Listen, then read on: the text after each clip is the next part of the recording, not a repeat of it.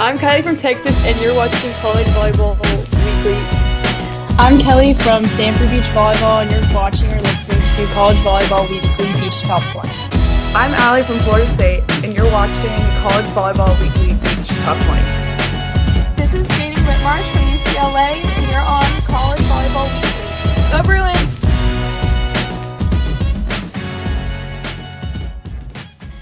Hey, good day, everyone, and welcome to, I probably should have looked if I went on, but I'm going to guess it's episode 7 of CVW Collegiate Beach Top 20. That's Kelly Bellardi of Stanford, Jaden Whitmarsh of UCLA, Kylie Wickley of Texas, and hopefully coming in hot will be Alli Hansen of Florida State. And as we were talking before we jumped on, it was a very light week, but some pretty gnarly competition in one area of the United States. So I wanted to make it kind of like a athlete takeover and have the athletes bring up the topics, and we can talk about matches that caught their eye this week. And I'll try and chime in. We'll all try and chime in and just see what the going is, because I think if by my final count, there are 6 teams in the top 20 that are idle. So that's a lot of teams to be off. But the top 8 or top 15 teams were in Baton Rouge. So let's start with Kylie. Anything you want to throw on the table for our listeners and viewers right off the top of your head? Pretty gnarly weekend. I think the big shocker was LSU, USC that everyone's kind of been talking about. Also, there were some milestones for FSU girls. Alli with 100 wins. Woo! We can't even then, receive the props here right now. Thanks for coming, Alli. And then Anna with 75 and Alexis with 50. Awesome for those girls. And then again, UCLA and Stanford going undefeated. It's awesome for you guys too. Well, let's pick that apart. Well, let's let Kelly and Jane jump in on the things that you've brought up. Anything you wanted to say about any of those items that Kylie brought up? I can go. Talking more about the LSU USC duel, our team was warming up while that was going on. And just from being there, I think the entire tournament was the most electric in that moment. It felt like the place was shaking, and I was trying to focus on my court and warming up, getting ready for my match, but I was literally side-eyeing the game the entire time. It was just pretty unbelievable. I definitely give props to LSU for coming out and, showing grit. And yeah, I think that's the best they've played all season, I mean, to what I've seen. So yeah, that was definitely a big upset, but all props to LSU. Before we jump on, I know you had something else to say, but it doesn't show the order of finish on the releases, but did it come down to that final duel, or was it already settled before It everyone was finished? 3-1. It was 3-1 at one point, and then the last match finish was the ones. And then Delaney and Meg took that in 3, so it made it 3-2. Oh, so it was pretty much in hand and kind Yeah. of after afterthought. So, well, good. Thanks for the info. What else did you want to drop on there, Jen? I mean, that was the biggest thing, I guess, upset, I would say. But yeah, being at the Death Volley Invitational, it was really, really amazing to see great competition all around, and also be competing against great competition. Every match was insane. So it was just really cool to experience that. Well, I'm only also going to add, being that you were involved, it looked like that next duel against LSU, they had a lot of gas taken out of them. It was 5-0, and I think you and Tessa decided to go 3 just to make it entertaining. Yeah, no, it was good. I think um playing LSU second that day, it kind of gave us a wake up call, and it's just a reminder to go in every single game with the same attitude and the same intensity, because anything can happen. So Yeah. Kelly, what you got? Yeah, I agree with what Jane said. It was so crazy. She said electric because literally when I was thinking about the tournament, I was like, the one word I would use to describe it would be electric as well. It was so many good teams and so many it was just so funny. Even when I was off, I was always wanting to watch everyone play because everyone there was so good. I was thinking it was FAU and LSU, they aren't rated as aren't as high rating like the teams that we played, but still like going into it, it was like every team is really good. So like in order for us to win, like we have to be at our best or else we're gonna lose. Which I also think was super cool. But yeah, I feel like the main duel that caught my eye obviously was LSU USC. I was watching that because we were done playing, so we were just there waiting for our flight. And I know, like, I don't remember who won the first set, like the fours or fives, but I know it came down to the threes. So it was the Norses versus Ella Larkin. And then the LSU blocker number 8, she hadn't been in the lineup, I don't think, like all season. She was just in for that game. I'm not sure her name, but I was on the three, so I played Ella, but I didn't play her. She played with a different partner when I played them, Gabby but Bailey, yes, I because don't she was know. playing with Ellie. Sorry, oh my gosh, Ellie. She played with the other Ella, uh, in Best of the West or East Meets Okay. West. Yeah. So there's Gabby Bailey. Yeah, she was super impressive. I think she played on the sixes maybe against us. So I don't know. It was awesome for her to come in and do well. And that game was, it was down to the wire. It was in three. I think it was like 16-14, but it was electric. So I don't know. Great volleyball, great weekend. Super hot. I was like, wow, but it was super fun. Excellent topics. Well, let me ask you this, because it was primarily basically another Eats Meets West, but in Baton Rouge. But TCU came in as one of the hottest teams in the nation. And they came out of the weekend, I believe, 1-3. Let me go up to my notes really quick here.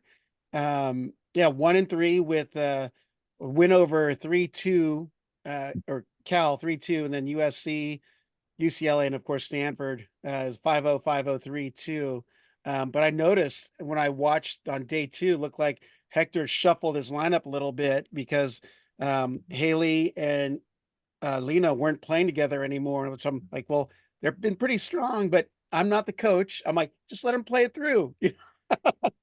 But thoughts on TCU and Florida State, being that they're the other Eastern teams as well as FAU and LSU.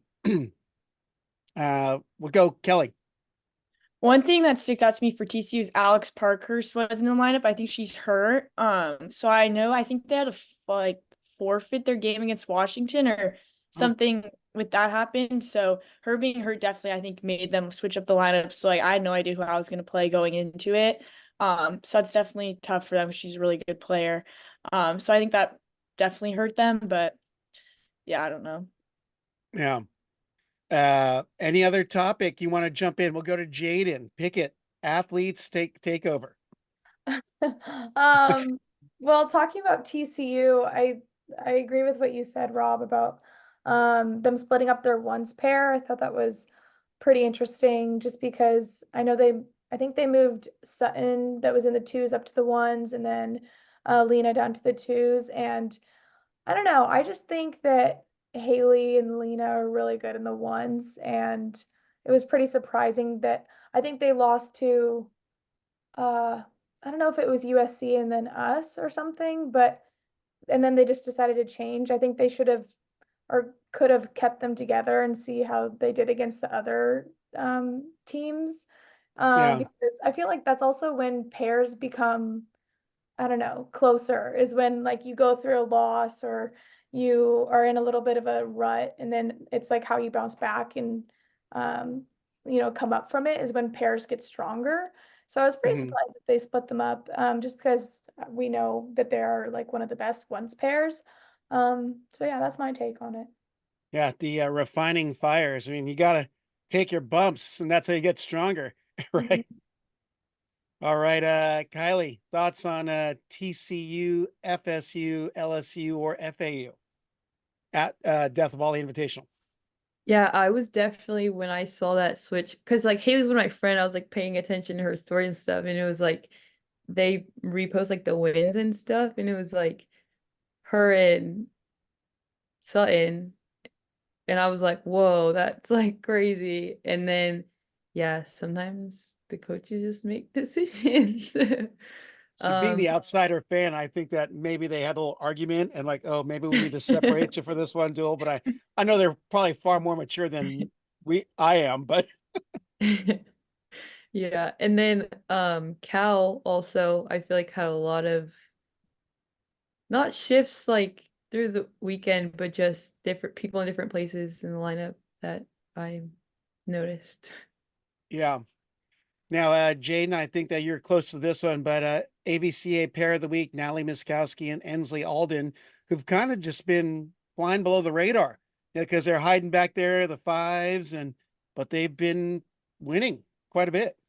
Yeah, they are so good together, and yeah, it's amazing like what they can do when they get together, especially because I mean Nat's not the tallest, she's not like a big intimidating blocker, but she is so good at her ball control, and her pole defense is one of the best on our team. And also Ensley, it's her first time playing in the lineup, and she's just doing it so well, and she's been handling pressure so greatly, and I don't know, she's a ball of fire, and them two together are definitely a really tough fives pair. And yeah, I'm just really proud of them. I think they're doing awesome. Yeah. Kylie or Kelly, any thoughts on UCLA? This is a safe space. We're in the safe tree. I wasn't surprised that they got pair of the week because I've been watching them throughout and I was like, wow, they're super solid. Also, their record, what they've lost like one game, like that's insane. I feel like no pair has done that. Maybe like somewhere Delaney and Meg, I think maybe have two losses, one loss maybe, but I don't know. I've been watching them all season, so and they do fly under the radar, but such a solid fives pair. I feel like they could be like a threes pair, fours pair on any other team. So super good for them. I was like happy that they got that because I feel like they deserve it a lot and like they don't get talked about enough. So I was happy for them. It's good. I'm trying to pull up their record here, and it's not updated, unfortunately, but we know they are pretty solid. They don't lose a whole bunch. I think they dropped a set the entire weekend at the Death Valley Invitational, which is huge considering you have top 15 teams up and down that player or the team roster. So, but I wanted to mention USC, um, Megan and Delaney, the winningest pair in the nation at this point, with a 23-1 record. Uh, Pretty amazing. So, but it's interesting in the polls this week after all the results have come through, the disagreement between the collegebeachvolleyball.com poll and the AVCA poll, because Stanford moved into 2 on the AVCA poll, and the College Beach Volleyball panel wasn't as impressed. So, not that polls matter, but I just thought it was interesting that Stanford took the 2. Not, I'm not hating on Stanford, just to be clear. Everyone's hated on Stanford. There must have been multiple Cal voters on that panel. Um, I wanted to ask you guys primarily about the atmosphere of Death Volley, because Volleyball World came in, VBTV streamed every single court. But I also noticed that you had some, let's say, some popular names in attendance there. You had, I think Kyle Friend was there, Kristen Nuss, and Richie Lamborn was there. They're commentating, but all the streams that I was on, I didn't get commentary. Were they on one particular feed? Do you know Yeah, which court? they they were on court one. Okay. Yeah. And and they had brought Mark Sherman in from the AVP and done the Olympics as the host. 6 courts going at the same time. Yeah. That's some work. So, anything else about Death Volley Weekend, or any since we're on that topic right now? I just think the like how they broadcasted the whole thing, and like VBTV came in, and the announcers, like it was just like it made it so special, and like I don't know, it just like gave the sport the recognition it deserves. And I just wish that that was the case for all the tournaments. Like, wouldn't that be so amazing if there was like actual coverage of our sport? And I don't know, it made it feel like special. And my family got to watch, and um unfortunately they couldn't be there in person, but it was just amazing having that option and that opportunity for them and other people to watch. So yeah. Yeah. Kelly, anything to add? Yeah, I mean, I agree. It's so nice. Like, also just having like a commentator there, and like he did the AVP and now he was doing like college. Like, that was super cool. And same with Jaden. Like, my family didn't get to be there, but like my grandma got to watch, which was cool because like even at Stanford, we don't have any live streams. Like, what is that? But I don't know. It's just great for the sport. And it's like beach volleyball is so fun. Like, when I have like random friends who don't know anything about volleyball and they watch it or come watch like us play in person, they're like, wow, this is such a fun sport. Like, I wish it was more accessible to watch, or like more things that I knew about it so I could go watch. So I don't know, it just shows that like how fun our sport is, and that it should be broadcasted more, and like everyone likes it. Also, like it's so fun playing in an atmosphere like that. At least I feel like I play better because it's just, like feels so like electric. Everyone's there, and even like some girls from Tulane, like they drove down to watch, which was super cool. So I don't know, a lot of people there, and it was fun. It was broadcasted. Yeah. Kylie, you obviously were watching remotely. Were you multiple screens up on your VBTV, or was it logging you out because it thought you were multiple different users on the same account? So I had one, my mom had one, and my brother had one. So we had lots of courts going, watching them. I just think like it's hard to grow awareness and like a fan base for a sport if it's not being broadcasted. And like with indoor volleyball, we've seen a huge influx of viewership and like fans and all that stuff because there's been more broadcasting of it. And so like doing that on the beach side is only gonna be better for the sport. So I thought that was awesome. Well, one of the reasons why I started doing the College Volleyball Weekly Beach Top 20 is because I felt like there were some personalities like yourselves that needed to be put out there, because excellent ambassadors to the game. And even on indoor, I met Kelly indoor at Marymount playing back in the day, and Jane at Torrey Pines, and just happened to come across Alli at a duel. I'm like, you have really outgoing personality. I love talking to you. Would you do a podcast? But I really think that getting that out there is so important, because they see that not only are you athletes, but you're phenomenal individuals in the classroom and just socially. So I agree with you. I'd love to see more coverage. I know it's got to start with like the top 10, but I want to see it growing out, because on the men's side, because of the ESPN Plus contracts, we get to see a lot more matches now on men's indoor and even collegiate women's indoor.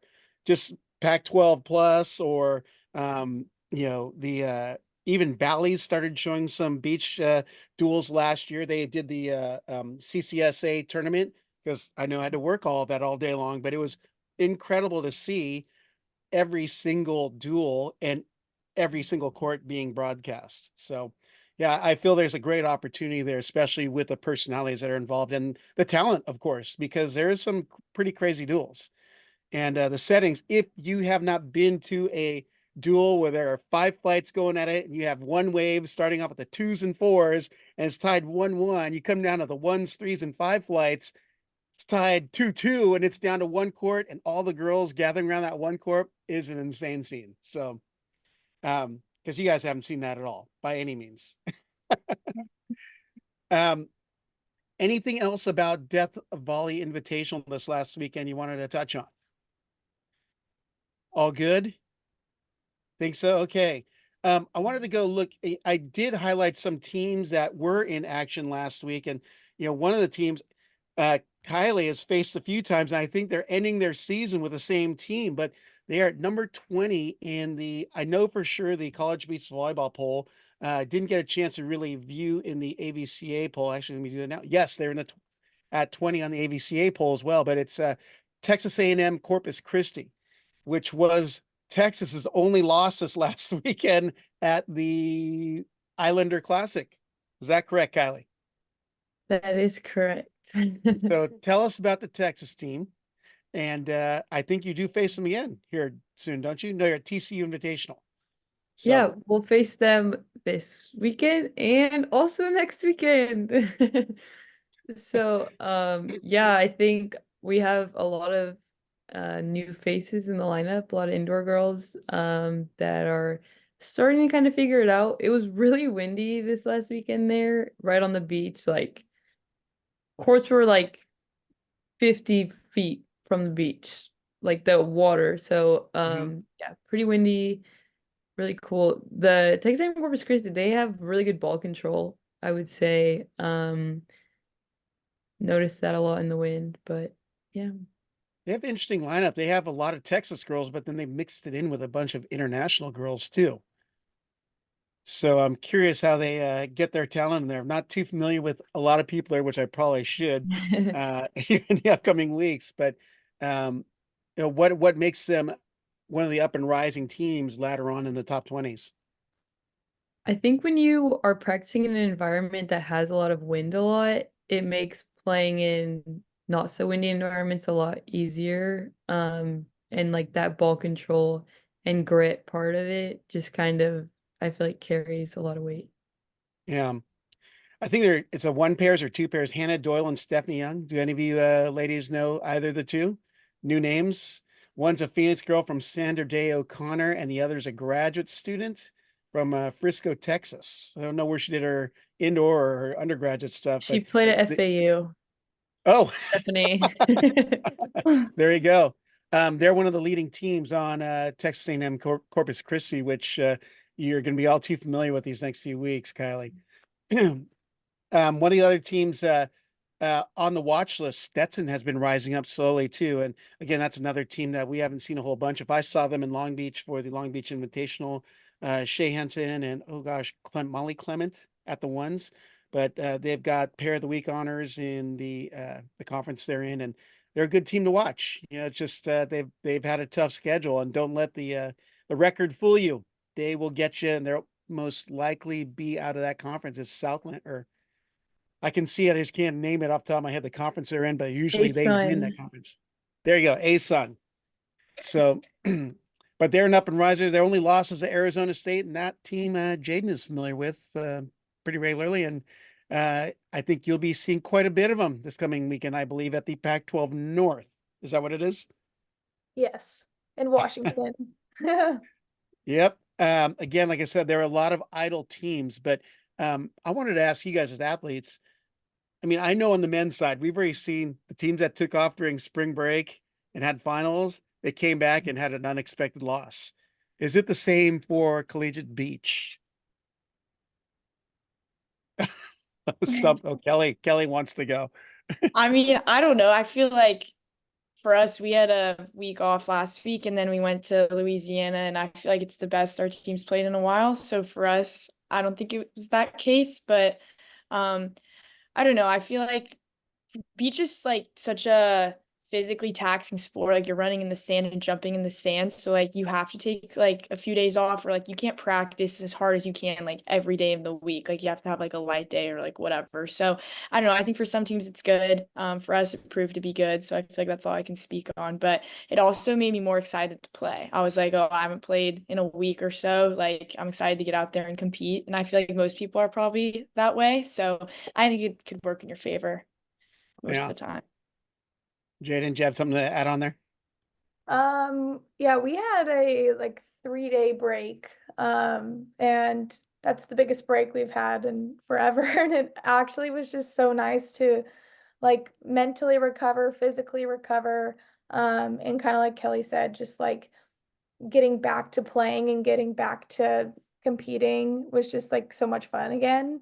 And because beach volleyball season's so compact and it's like go, go, go, it goes by so fast. So Mhm. just kind of like remembering that, and being present, um, that's great, especially because I know seasons can be over and like that.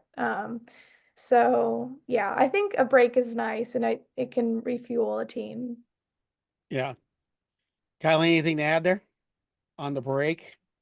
Yeah, I agree. I think also like taking a week off competing kind of lets you like work on certain things maybe you didn't have time to like really work on or focus on, which is nice sometimes. Yeah. Well, I feel like we can't avoid talking about LMU. They went 4-0 on the week. They had wins against Pepperdine, St. Mary's, Pacific, and Santa Clara, but they've fallen back in the poll just because of some upset losses at East meets West. And but they're still a good team without a doubt. And that brings us to one of the hottest teams in the nation, Cal Poly. Um, I'll let you ladies jump in and talk about Cal Poly. I'm going to throw some numbers down like a volley nerd, but um, what's your take on Cal Poly? Let's start with you, Kelly. Um, I feel like I said this last time, but they're one of those teams I remember last year. I was like, their record wasn't very good, but I was like, they're like Cal Poly. I when I think of good teams at beach volleyball, like I have them up there just because their coaching and like their history, I feel like has been pretty good. Also, like the teams they have Lindsay Sparks, like Aaron Piper, like Izzy Martinez, like all those people are like aren't new to beach volleyball. They know what they're doing. So it makes sense to me that they're winning and doing so well. And like all of them know how to compete. So I don't know. I feel like they're getting the credit they deserve. Also beating Cal, like that's really good for them considering like how high Cal is in the rankings most of the time and how they have like an established name, established team. So I don't know. I think they're just going to keep going up and I'm excited to see what they do. I hope we get to play them because I don't know. I'm excited. I'd like to play them. I think it'd be fun. You guys won't see each other though, right? Or are you at the No, center of effort? No. no, So we it'd be won't. in the It would only be at the NCAA setting. tournament. Yeah. Yeah. Wow. Okay, Kylie, what's your take on Cal Poly? Yeah, I think Todd's great coach. And again, the girls, they're really awesome players. Not new to beach volleyball. Like Allie always says, like Todd's been crafting them together. So yeah, awesome for Yep. them. And Jaden. I mean, I agree with everything that they said. I think their record is 22-2 overall, if that's Yeah, right. I think that's just that is correct. a testament to the kind of team they are. And they're not in like the top three and top four, but like they're right there. And um, yeah, I think they have great coaching. I think they have great players, and it seems like they kind of got their lineup figured out, and they're consistently winning. And I think we'll get to play them at the center of effort, so that will be interesting. That's in Um, 2 weekends. yeah, yeah. I mean, I keep saying it, but I feel like our schedule this year has just been nonstop, like great teams, which is great, but also a little bit exhausting. Yeah, for sure. Good. Yep. Well, I wanted to point out that so you did get 22-2 is Cal Poly's record, but this is the volley nerd looking at the stats. It's like, well, shoot, what's making them so good? If you look across their ones through fives, their worst flight is their fives, and they're winning at a 78% clip. Everyone Wow. else is 82 or higher. Their ones are 19-4, their twos are 21-2, their threes are 20-3, and their fours are 19-4. And I'm like, my goodness, how in tarnation, and they've got some solid wins early on. Their only losses were March 1st and March 2nd to USC and UCLA. Oh, Otherwise, wow. everyone else has been they've handled them. They've gone three. I've been even just looking at the release. If you go three with any of their pairs, they're going to win out. It seems like because they just outgrind you to death. But that's a Todd Rogers team right there. So um, great team to look out for. And Center of Effort Challenge is going to say for you, Jaden, you guys actually have your last home duel that Tuesday prior to the Center of Effort Challenge.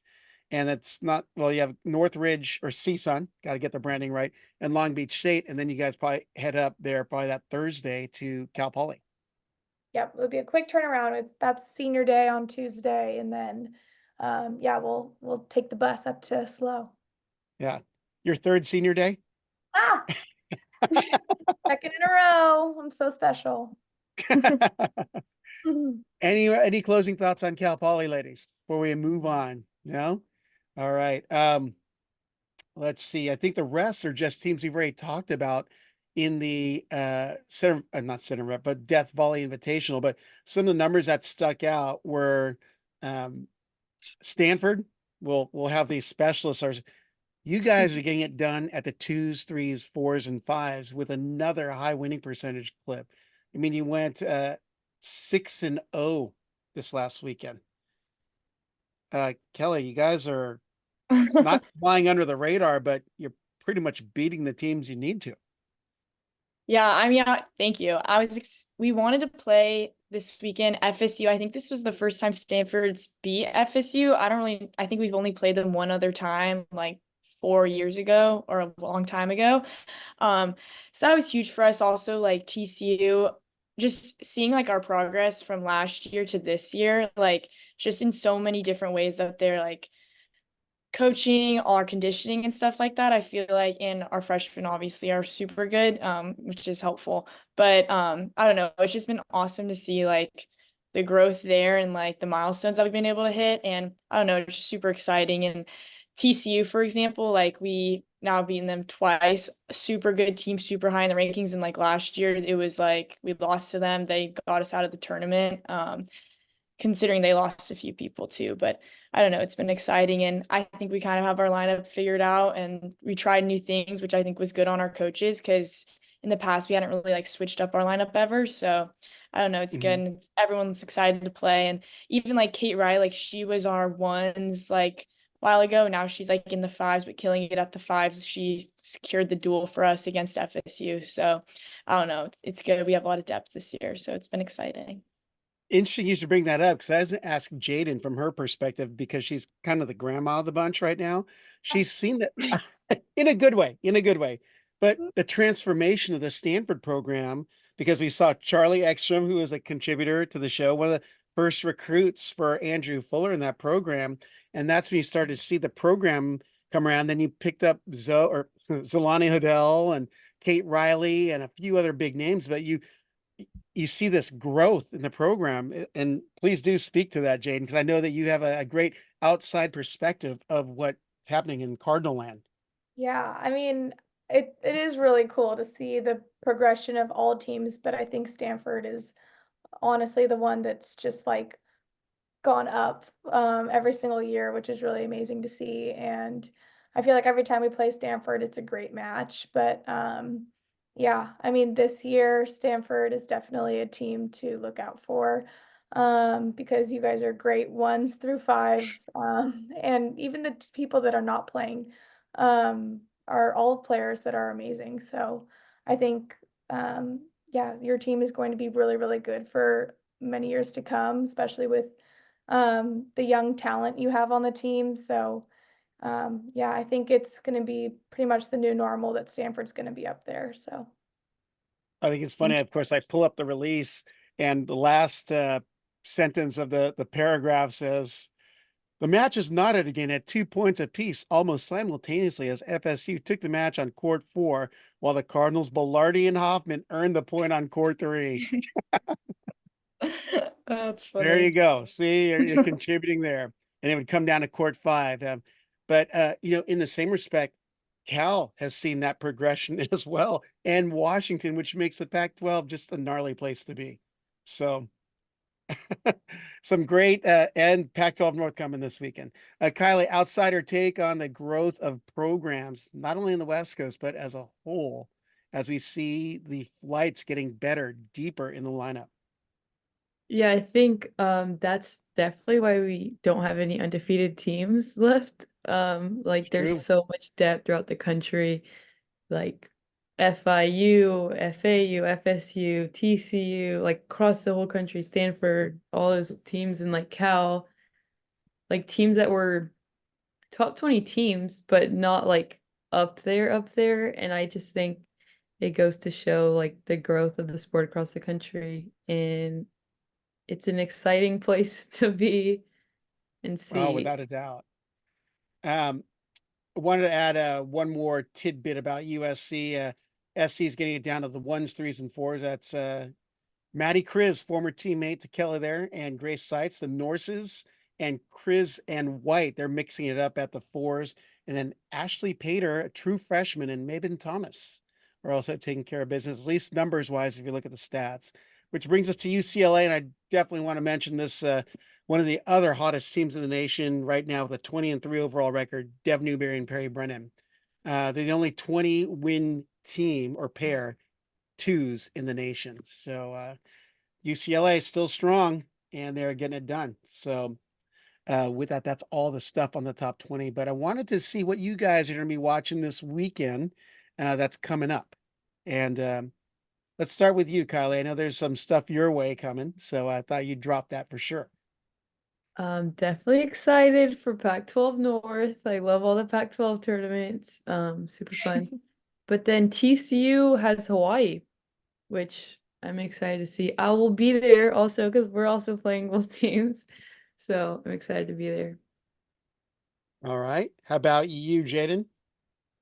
Um, well, since we're going to Washington, at Pac-12 North, it'll definitely be interesting to see the Pac-12 teams face off again. I think everyone that we didn't play in Pac-12 South, is that what it is?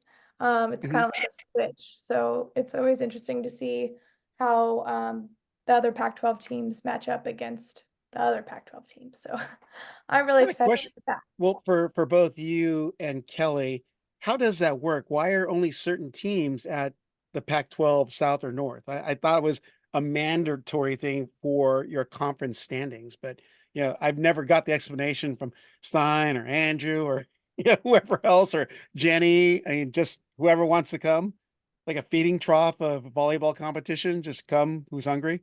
Well, Kelly, are you guys going to Washington? Yeah, we do. I have no idea how it works, honestly. I All think the teams go to the tournament, but there's just not enough time or days for everyone to play everyone. So it's got to be split up in half so that it works out. yeah, that makes sense. Yeah, it has Arizona, Cal, Arizona State, SC, Stanford, Washington, Oregon, Utah, and UCLA.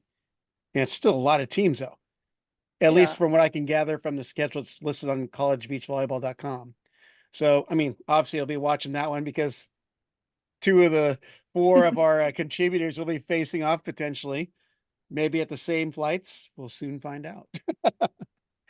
Um, One of the other ones I want to mention, Florida State is hosting some. I don't know the name of it, but they have FIU, LMU, of course, host Florida State, Northern Florida, North Alabama, UAB, uh, Texas A&M, Corpus Christi, and FAU. So in the East, that'll be one to watch. And then, Kylie, you mentioned the one in Fort Worth. Is that TCU's deal? Okay. And that's Texas and Houston Christian, along with Hawaii. Is that correct? Three. And then ironically actually, and then Atlanta, Georgia, LSU, Stetson, FGCU in Southern Mississippi. And then if you're really in the Orange County area, in Laguna Beach on Main Beach, the place where volleyball got its roots in Orange County, Cal Poly, Long Beach State, and St. Catharines. So a lot of competition this weekend. And I want to ask all of you particularly, there's only going to be 2 more weeks of the regular season. Uh, this, what's it Crazy. like at this point? Because it's been like a shotgun. It started ball drop or the first serve happened in late February, and here we are, first week of April, and we're talking postseason already. So thoughts on that? We'll go with Jaden since she's shaking her head there. I just can't believe it. I can't believe that there's like no time left. Yeah, I mean, I think these next 2 weeks or 3 weeks are just super crucial for all teams, especially with rankings and bids to Gulf Shores. I feel like everyone wants to go to Gulf Shores, and that's what everyone's big goal is. And obviously to do well and win a national championship. But I think these next few weeks are really, really crucial for some teams. So. I think that going into every match with, you know, the best mentality will be really, really important. Yeah. Kelly, how about you?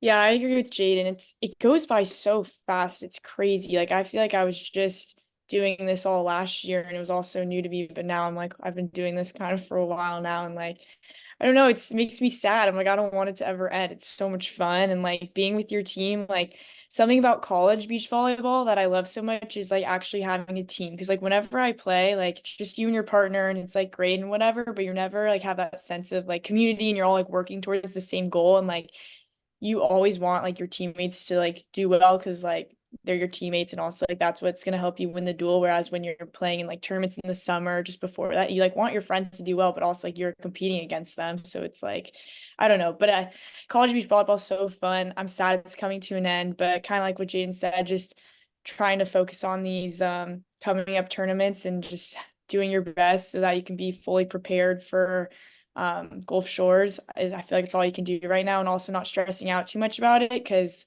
I don't know, you've worked so hard and like you know what you're doing at this point. Like all the teams do. You've played with your team for this much of the season, so I don't know, just focusing on the present rather than like getting too ahead of yourself. I feel like it's important. Yeah. Well, Kylie, I know you're redshirting this year, but I feel like Stein's got some pretty gnarly talent in the hopper coming out for next year. But being the outsider, seeing what's happening this season, what's the mood like over in the Longhorn locker room or on the sand courts there?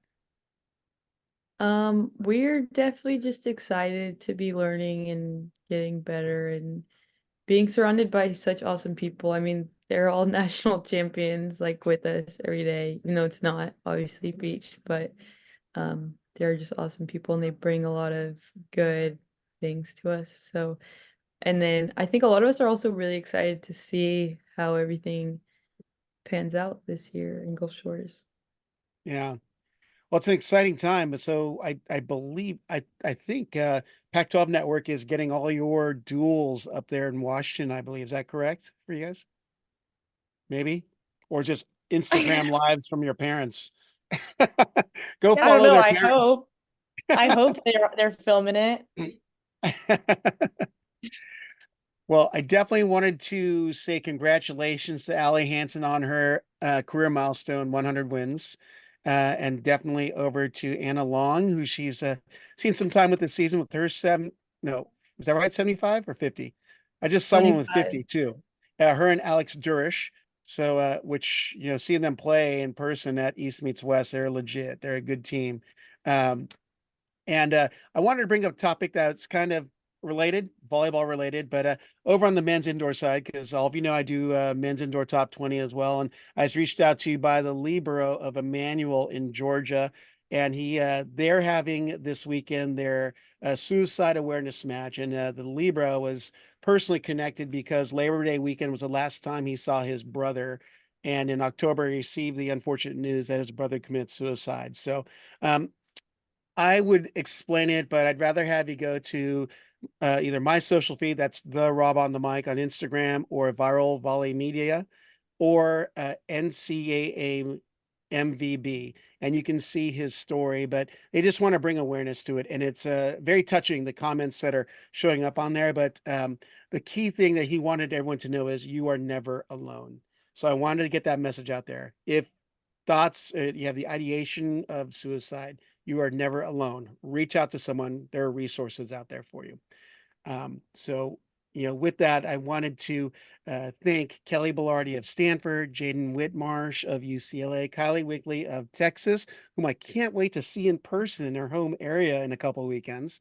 But you guys are incredible ambassadors to beach volleyball. I appreciate having you on. Thanks for listening to College Volleyball Weekly. Be sure to follow Rob Aspero at the Rob on the Mic on Instagram and at Rob on the Mic on Twitter.